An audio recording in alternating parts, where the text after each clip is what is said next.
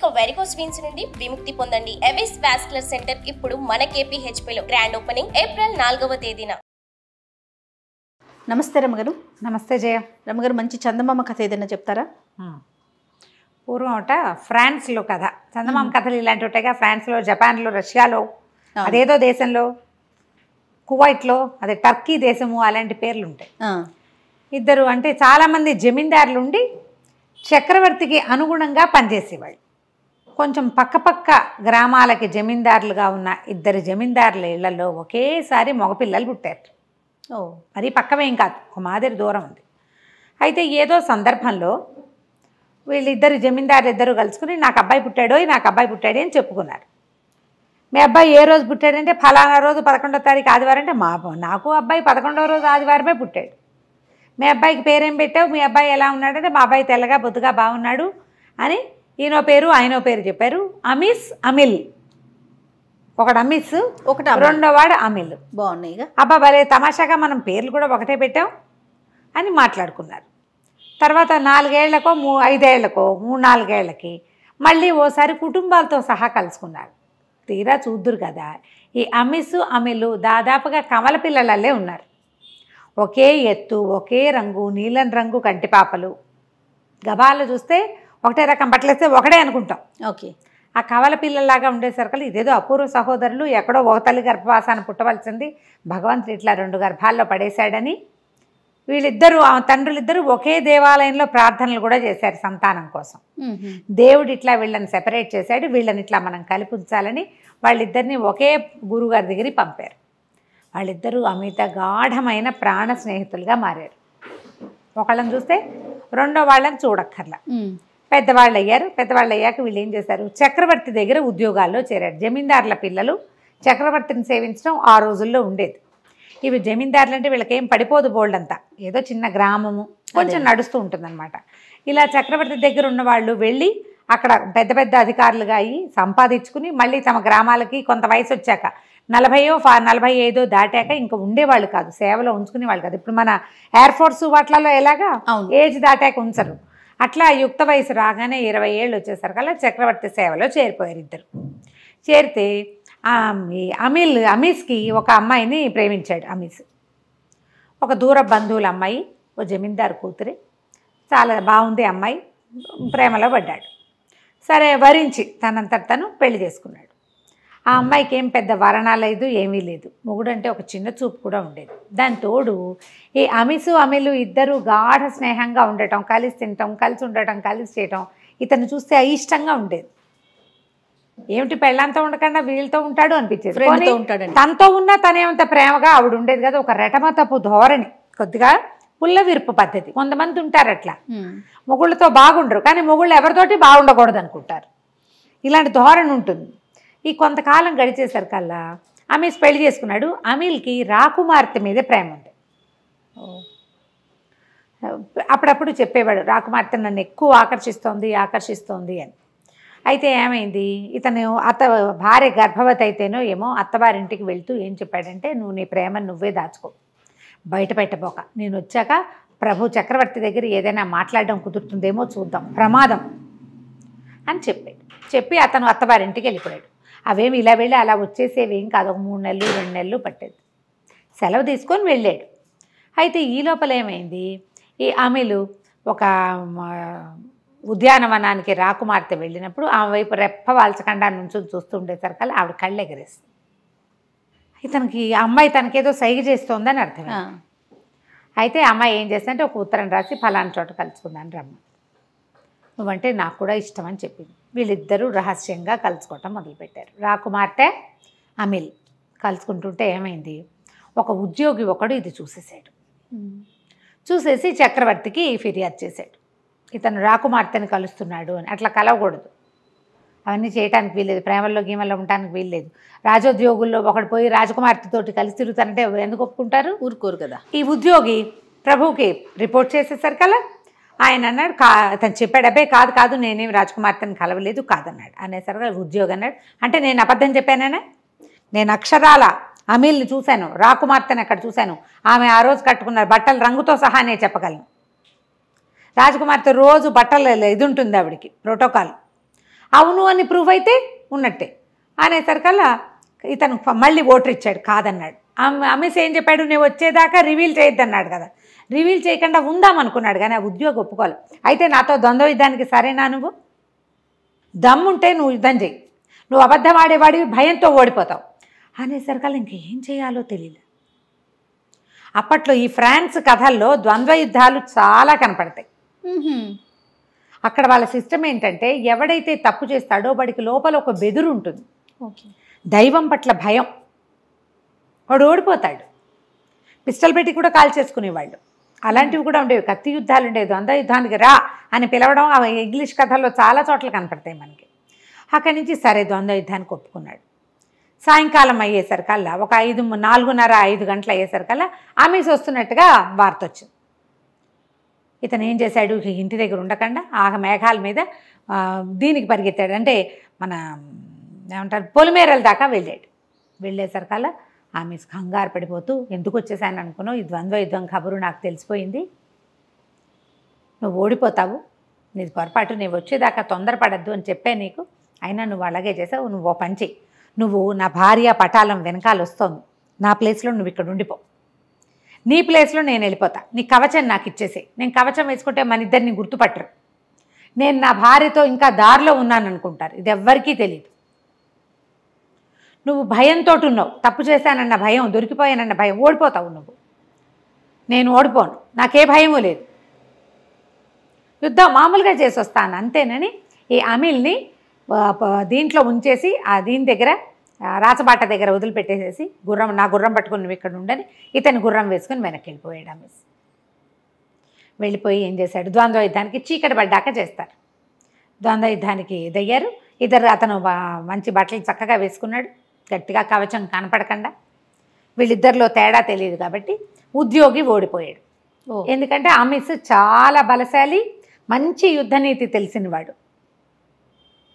సరే, ఇంతలో ఏమైంది, రాకుమార్తె ఏమందంటే ఇతను ద్వంద్వ యుద్ధానికి నిలిచాడు, నాకు కూడా ఇతనంటే మనసు ఉంది అని పబ్లిక్లో చెప్పేసింది, నేను ఇతన్నే వివాహం చేసుకోదలుచుకున్నాను అని. ఓకే, వివాహానికి ప్రకటన ఇచ్చారు. సరే, రాజుగారు కూడా ఇట్లా సత్యానికి నిలబడ్డాడు కాబట్టి ఇతనికి ఇచ్చి పెళ్లి చేయాలనుకున్నాడు. సరే, పెళ్ళి అయిపోయింది. అమిస్ తన ఇంటికి వెళ్ళిపోయాడు. అమిల్కి రాజకుమారికి పెళ్లి చేశారు. మరి ఇతను అంటే అప్పటికప్పుడు చేసేయలేదుగా పెళ్లి ఏర్పాట్లు, 4 రోజులు పడుతుంది.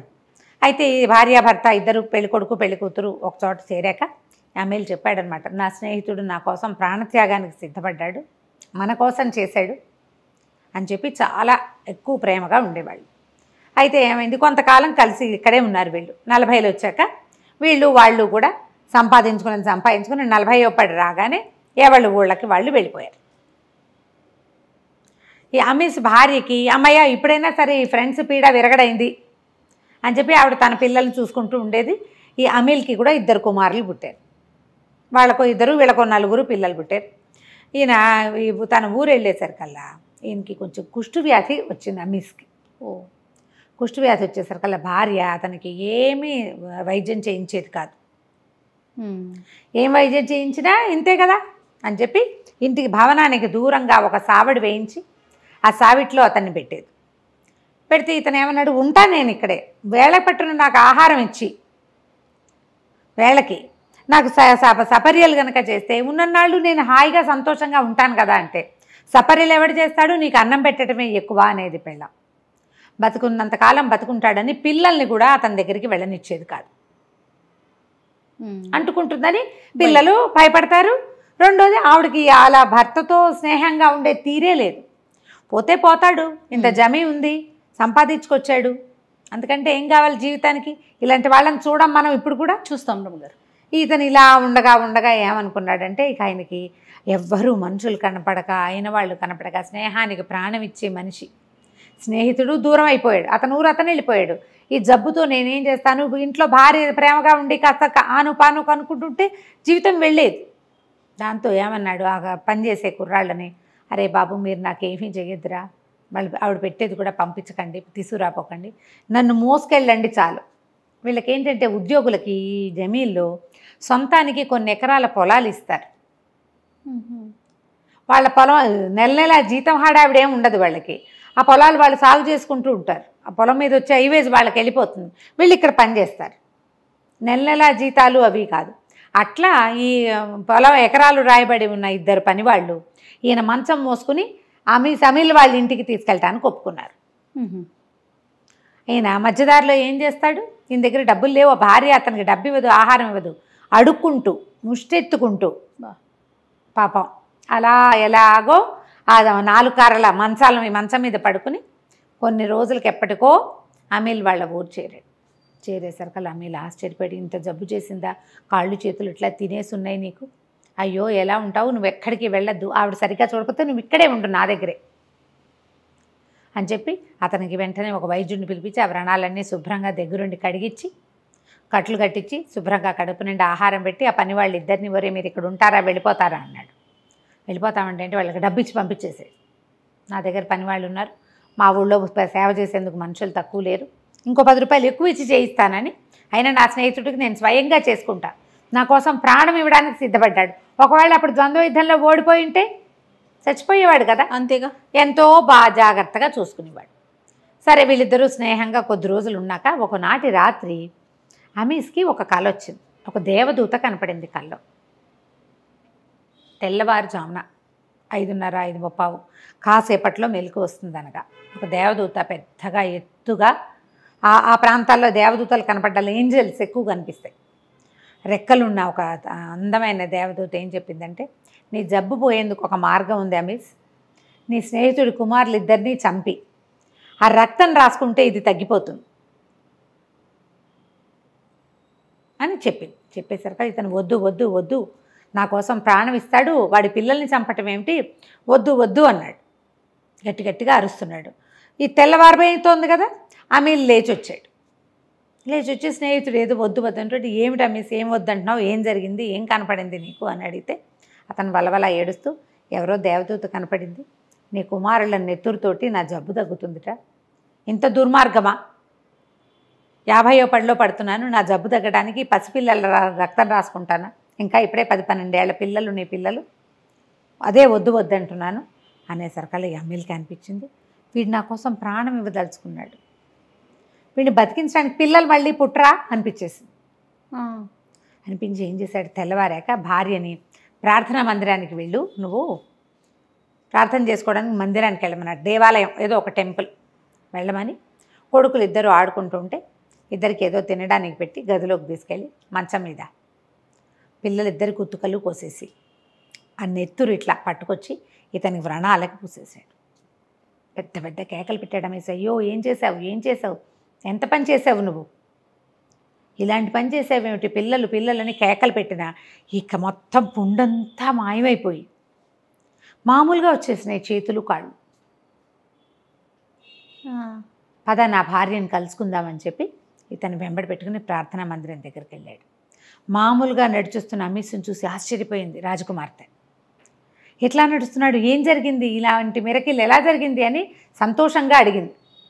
తన భర్తకి ప్రాణదాత అన్న ప్రీతి ఉంది, ప్రాణ స్నేహితుడు. అడిగేసరికల్లా అమీల్ చెప్పాడు, దేవదూత కల్లో కనపడి చెప్పింది, పిల్లల నెత్తురుతోటి రాస్తే తగ్గిపోతుందని, నేను ఆ పని చేశాను నా స్నేహితుడిని రక్షించుకోవడానికి అనేసరికల్లా ఆవిడ దుఃఖంతో కుమిలిపోయింది. నన్ను ఎందుకు పంపించేసావు, నన్ను కూడా అక్కడే ఉండనిస్తే నేను కూడా చేసేదాన్ని కదా, ఇతను నీ ప్రాణదాత, నిన్ను బతికిచ్చినవాడు, ఏం చేస్తాం, అతని కోసం ఏదైనా చేసేవాళ్ళం, నన్ను ఎందుకు పంపించేసావు, పిల్లల్ని ఆఖరి చూపైనా చూసేదాన్ని కదా అన్నది. కానీ ఆ పిల్లల్ని తలుచుకొని పిచ్చి ఏడుపు వచ్చేస్తుంది ఆవిడికి. దుఃఖం అణుచుకుంటూ ప్రార్థన ముగించుకుని ముగ్గురు ఇంటికి వచ్చారు.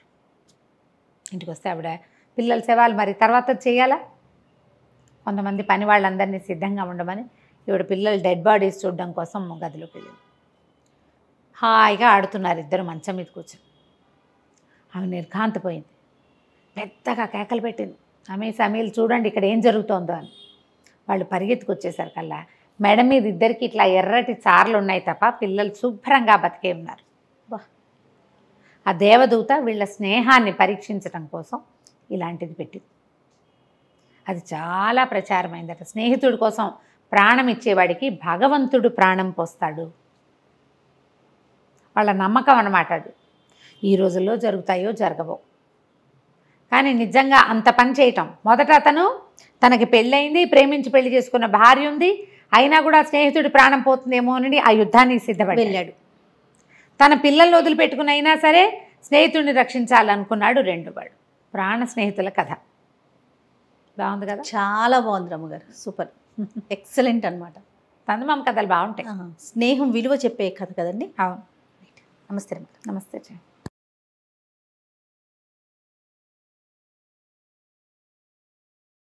సుమన్ టీవీలో మీ పర్సనల్ అండ్ బిజినెస్ ప్రమోషన్స్ కోసం కింది నెంబర్కి కాంటాక్ట్ చేయండి.